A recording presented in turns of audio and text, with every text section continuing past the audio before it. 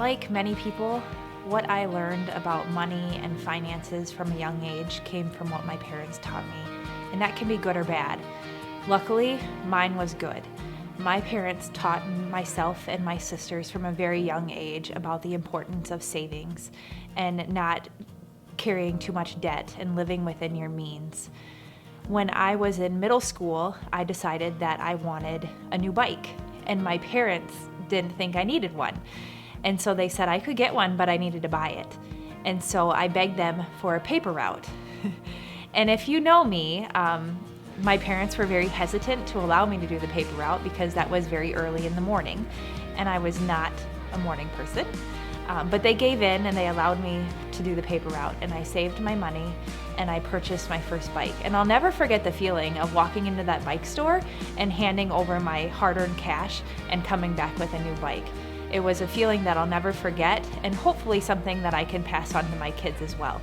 My mom also managed a credit union out of our house when we were growing up, and we had people coming constantly, either taking a withdrawal or making a deposit, sending an application in for a loan. And so I saw firsthand how paying attention to your credit and making good financial decisions can have a lasting impact on your life.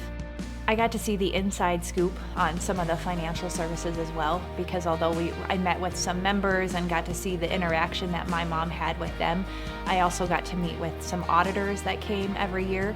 My favorite growing up, along with my sisters, was a gentleman named George. He always brought donuts, and we thought that was the coolest thing ever.